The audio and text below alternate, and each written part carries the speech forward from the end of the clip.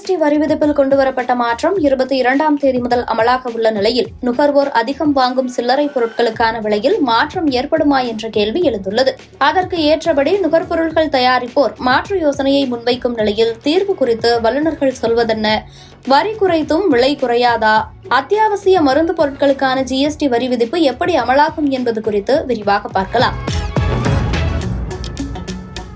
சமீபத்தில் நடைபெற்ற GST council கூட்டத்தை தொடர்ந்து ஜிஎஸ்டி வரி விதிப்பில் பெரிய அளவில் மாற்றம் செய்யப்பட்டது. கடந்த 2017ஆம் ஆண்டு நாடு முழுவதும் ஜிஎஸ்டியில் 5, 12, 18, 28 என 4 அடுக்குகளாக வரி அமல்படுத்தப்பட்டது. இதனை 5 மற்றும் 18% என 2 அடுக்குகளாக மாற்ற மத்திய அரசு பரிந்துரைத்த நிலையில் 12 மற்றும் 28 விழுக்காடு ஜிஎஸ்டி வரி விகிதங்கள் கைவிடப்பட்டு 5 மற்றும் 18 விழுக்காடு வரி விகிதங்கள் மட்டுமே இனி நடைமுறைக்கு வர உள்ளது. அதேவேளையில் சில பொருட்களுக்கு மட்டுமே 40% சிறப்பு ஜிஎஸ்டி வரி விதிப்பு அமல்படுத்தப்பட உள்ளது.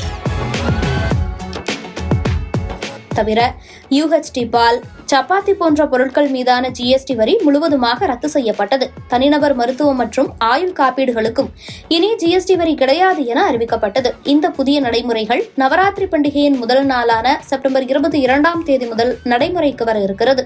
இந்த நிலையில்தான் சில்லறை விற்பனையில் அதிகம் விற்பனையாகும் 5 முதல் 20 ரூபாய் வரையிலான பொருட்களின் விலையில் மாற்றம் இருக்காது என சொல்லப்படுகிறது. மாறாக பொருட்களின் அளவை அதிகரித்து நுகர்வோருக்கு பயனுள்ளதாக மாற்ற இருப்பதாக நுகர்வு பொருள் தயாரிப்பாளர்கள் தரப்பு தெரிவித்துள்ளது. இப்படி செய்யும் பட்சத்தில் வரி குறைப்புக்கான அடிப்படையே அடிபடுகிறதே எனும் கேள்வி எழும் நிலையில் மருந்து பொருட்களுக்கான வரி குறைப்பு நடவடிக்கையிலும் தெளிவு இல்லை.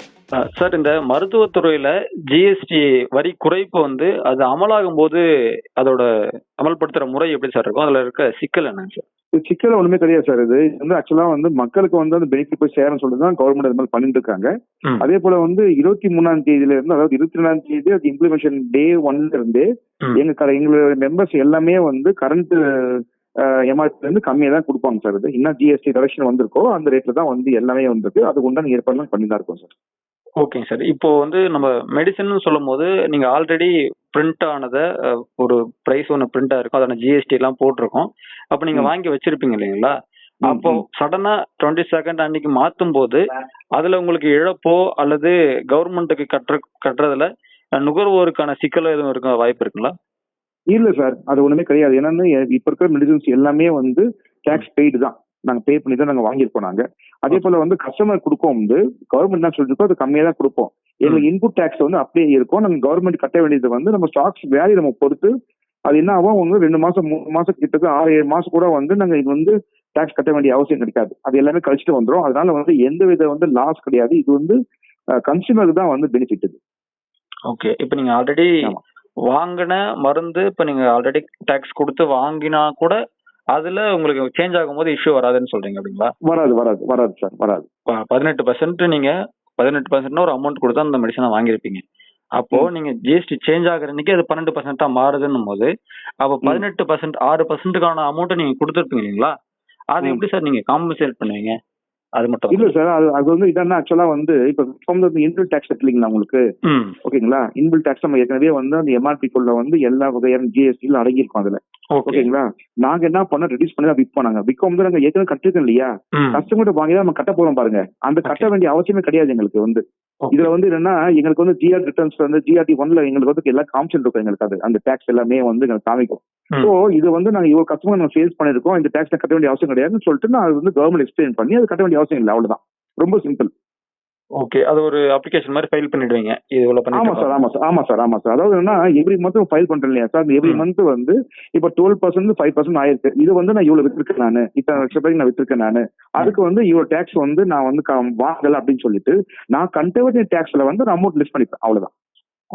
Okay sir. இந்த நிலையில் நுகர்வு பொருள் தயாரிப்பாளர்கள் மற்றும் விற்பனையாளர்களின் முடிவு குறித்து நுகர்வோர் உரிமை ஆர்வலர் சோமசுந்தரத்திடம் பேசினோம். அப்போது இந்த பொருள்களுக்கு விற்பனை செய்யறாங்க சார். பொருள் 5% கள்ள முட்டாய் அந்த மாதிரி ஐட்டங்களுக்கு பொருள்ல எடையை கூட்டுவேன்னு சொல்றாங்க சார். அது நடைமுறையில சாத்தியம் இல்லை சார்.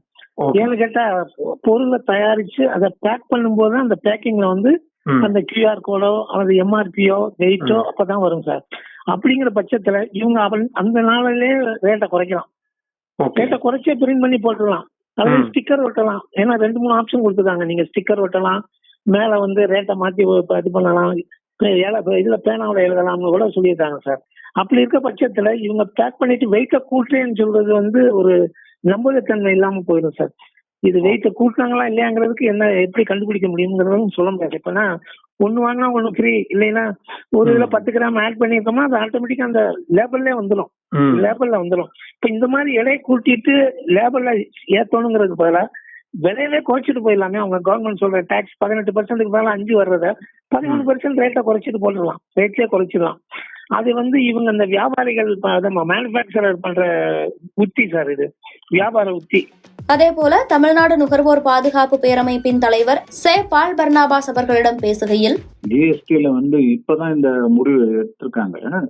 தயாரிப்பாளர் முதல் குவான்டிட்டி இன்க்ரீஸ் பண்ணிக்கணும்ன்றது வந்து அவங்க வியாபார யுக்தி. எப்படியாவது வந்து வியாபாரம் பண்ணணும், அவ்வளவுதான் அவங்களுடைய இது. வந்து கன்சியூமரை விட்டுறக்கூடாது. கன்சியூமர் வந்து பார்த்தீங்கன்னா அவங்களுக்கு வந்து இப்படியும் அவங்க வாங்கிதான் ஆகணும். பட் இந்த ஜிஎஸ்டி குறைப்பால வந்து சில்லறை தட்டுப்பாடு ஏற்படுற மிகப்பெரிய ஒரு கஷ்டம் இருக்கிறதுனால குவான்டிட்டி இன்க்ரீஸ் பண்ணிட்டு ரேட்டை வந்து கொஞ்சம் பிக்சேஷனா பண்ணிடுவாங்க. அதனால வந்து கன்சியூமருக்கு தான் இது வந்து பாதிப்பு ஏற்படும். ஓகே, இது கன்சியூமருக்கு கண்டிப்பா பாதிப்பு ஏற்படும். ஏன்னா வந்து பாத்தீங்கன்னா இது வந்து எப்படி இருக்குன்னு கேட்டீங்கன்னா, விலையை வந்து முழுவதுமா வந்து குறைக்கணுன்றதுக்காக தான் வந்து மிகப்பெரிய அளவுக்கு வந்து போராட்டம் பண்றாங்க. சில்லறை தட்டுப்பாடுல வந்து பாத்தீங்கன்னா இன்னைக்கு வந்து நிறைய வந்து சில்லறை தட்டுப்பாடுலாம் ரொம்ப கஷ்டம். எல்லாமே வந்து ஹைக்கா எகிரிச்சு, ரேட் எல்லாம் இன்க்ரீஸ் ஆயிடுச்சு. பொட்டல பொருட்கள் தடுப்பு இப்பெல்லாம் பொட்டலம் போட்டு விற்கிற அளவுக்கு, பேக்கெட் பண்ணி விற்கிற அளவுக்கு ஆகி போயிடுச்சு. அதனால வந்து பாத்தீங்கன்னா குவான்டிட்டி இன்க்ரீஸ் பண்றதுனாலே இந்த கன்சியூமர்ஸுக்கு பாதிப்பு தான். அதனால வந்து பாத்தீங்கன்னா இது வந்து கரெக்டா வந்து ஆய்வு நடத்தணும். இவங்க வந்து ஆய்வே நடத்தாம ஏதோ வந்து பொலிட்டிக்கல் ஹேங்கிள்னால வந்து பாத்தீங்கன்னா இந்த மாதிரியான விஷயங்கள்லாம் கொண்டு வராங்க. Okay sir. இதுல வந்து வியாபாரிகள் சப்போர்ட்டிவ் ஆக்கிக்கிறாங்க, வேற ஒண்ணும் கிடையாது. ஒரு கேள்வி, இப்ப ஜிஎஸ்டி கவுன்சில் வந்து இந்த பிரைஸை குறைக்கணும், வரியை குறைக்கணும்னு ஒரு முடிவு எடுக்கிறாங்க அப்படின்னா, இந்த நடைமுறை சிக்கல்களை களையறதுக்கு ஜிஎஸ்டி கவுன்சில் சைட்ல நம்ம எதனா ஒரு அறிவிப்புகளோ, ஒரு அறிக்கையோ, ஒரு சுற்றறிக்கையோ எதுவும் எதிர்பார்க்கலாமாங்க சார்? 22ஆம் தேதியில இருந்து அமலாக போகுது, அதனால கேட்குறேன். ஆமா சார், ஜிஎஸ்டி கவுன்சில் வந்து இது அதிரடியான முடிவு, அது எதிர்பார்க்கிற முடிவு இல்லை. இதெல்லாம் வந்து பாத்தீங்கன்னா ஏற்கனவே வந்து இந்த மாதிரி நடக்கும்ன்றது எல்லாருக்கும் தெரியும். நம்ம வந்து ரொம்ப நாளா போராட்டத்தை வந்து பாத்தீங்கன்னா பெட்ரோலை வந்து ஜிஎஸ்டியில கொண்டு வாங்கணும்னு சொல்லிட்டு இருக்கோம். அடிப்படையே வந்து பெட்ரோலுடைய விலை உயர்வு காரணமா தான் இன்னைக்கு எல்லா அத்தியாவசிய பொருட்கள் விலையும் அதிகமா உயருது. இந்த ஜிஎஸ்டி கவுன்சில்ஸ்ல வந்து அவங்க உயர்த்ததுனால ஏறுறதுன்னு கிடையாது. ஆனா இப்ப வந்து பாத்தீங்கன்னா பெட்ரோல் டீசல் உயர்வு காரணமாவே லாரி கட்டணம் உயர்வு ஏற்படுது, அப்புறம் வந்து இந்த டோல்கேட் கட்டணம் உயர்வு ஏற்படுது. இதெல்லாம் வந்து கட்டணங்களை குறைச்சாலே உங்களுக்கு வந்து பாத்தீங்கன்னா ஓரளவுக்கு கன்சியூமர்ஸ் வந்து நிம்மதியா வாழ்வாங்க. சம்பாதிக்கிற பணத்தை பாதுகாப்பா வாழணும், நிம்மதியா வாழணும்ன்றதுதான் நுகர்வோர் பாதுகாப்போட சட்டமே. இப்ப அது வந்து பாத்தீங்கன்னா கேள்விக்குறியாதான் இருக்குது. ஏன்னா இஷ்டத்துக்கு வந்து ஜிஎஸ்டி, எஸ்ஜிஎஸ்டி, சிஜிஎஸ்டி எல்லாம் ஏத்தி இந்த குழப்பத்துலதான் மக்கள் வந்து நிறைய பொருள், சின்ன ஒரு சின்ன பொருள் வாங்குறதுக்கு கூட இவ்வளவு வரியை செலுத்திட்டு தான் வந்து பணமும் வரியா செலுத்திட்டு தான் இன்னைக்கு அந்த பொருளும் சேவையும் பெறுறோம். இந்த மாதிரியான ஒரு எமர்ஜென்சி சிச்சுவேஷன்ல வந்து பாத்தீங்கன்னா சில விஷயங்கள் வந்து அரசாங்கம் வந்து கொள்கை முடிவு எடுப்பதற்கு மூலம் முதல்ல வந்து இந்த மாதிரியான அங்கீகரிக்கப்பட்ட கன்சூமர் ஆர்கனைசேஷன் அவங்களே ஒரு ஜிஎஸ்டி கவுன்சில கொண்டு வரும். ஓகே ஓகேங்க சார். ஜிஎஸ்டி கவுன்சில வந்து ரெகக்னைஸ்ட் கன்சூமர் பாடி, அந்த ரெப்ரஸன்டேட்டிவ் வந்து ஜிஎஸ்டி கவுன்சில கொண்டு வந்து அவங்களே ஒரு ரெப்ரஸன்டேட்டிவா வச்சுதான் நீங்க இந்த முடிவு எடுத்தா கன்சியூமர்ஸுக்கு ஒரு 100% இவங்க கொடுக்கக்கூடிய ஒரு நல்ல விஷயங்கள் போய் சென்றடையும்.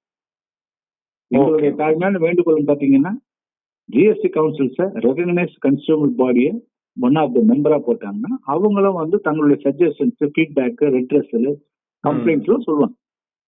ஓகே ஓகேங்க சார். ஓகேங்களா? அப்போ வந்து எளிதா வந்து கன்சியூமர்ஸோட மனநிலை எங்களுக்கு தான் தெரியும். புரியுதுங்க சார், புரியுது. அதை வந்து நாங்க வந்து வலியுறுத்துறது வந்து ஜிஎஸ்டி கவுன்சில் ஒரு ஹானரபிள் விசிட்டர்ஸ் ஸ்பெஷல் இன்வைட்டிஸ் ஏதோ ஒண்ணு. பட் ஜிஎஸ்டி கவுன்சில் நம்ம பேசக்கூடிய வாய்ப்புகள் கொடுக்கும் பட்சத்துல நாங்களும் வந்து ஜிஎஸ்டி கவுன்சில் நடக்கக்கூடிய மக்களுக்கு, நுகர்வோர்களுக்கு ஏற்படக்கூடிய பிரச்சனைகள், கஷ்டங்கள், அவங்களுடைய விஷயத்தை நாங்க வெளிப்படுத்துவோம். இது வந்து வெளிப்படுத்துவதற்கான எந்த ஒரு முகாந்திரமோ இல்ல இவங்களுக்கு வாய்ப்பு கொடுக்கல. ஏதோ வந்து பாத்தீங்கன்னா இந்த மக்களை கவரணும், இன்னைக்குதான் உங்களுக்கு தெரியுது பொழுது இன்னைக்கு மக்களோட கஷ்டங்கள் இந்த அளவுக்கு இருக்குது. மேல்தட்டு மக்களுக்கான ஒரு ஜிஎஸ்டி, கீழ்த்தட்டு மக்களுக்கான ஒரு ஜிஎஸ்டி மாதிரி ஆயிடுச்சு. இப்ப அதை வந்து குறைக்கிறாங்க. இப்ப வந்து பாத்தீங்கன்னா மக்கள் வந்து ரொம்ப வாங்கும் திறன் வந்து ரொம்ப குறைஞ்சு போச்சு. மக்கள் வந்து ரொம்ப அன்றாட கஷ்டப்படுறாங்க, சிறு தொழில் ரொம்ப கஷ்டப்படுறாங்க, கன்சியூமர்ஸ் ரொம்ப பாதிக்கப்படுறாங்கன்னு இப்போ அதை அறிஞ்சு வந்து செயல்படுத்துறாங்க. பட் இதை வரவேற்பு பெற்றிருந்தாலும் கூட இதை வந்து அமல்படுத்துவதற்கான சாத்தியக்கூறுகளை உடனடியாக மத்திய அரசு வகுத்து செயல்படுத்தும். விலை குறைப்பு குழப்பத்தை ஏற்படுத்தும் என்ற வாதம் விற்பனையாளர்களின் புத்தி என்று கூறும் வல்லுநர்கள், அப்படி நடக்கும் பட்சத்தில் ஆய்வுகளை நடத்தி தனி வழிகாட்டு நெறிமுறைகள் அல்லது சுற்றறிக்கை வழங்க வேண்டும் என்றும் மத்திய அரசை வலியுறுத்துகின்றனர்.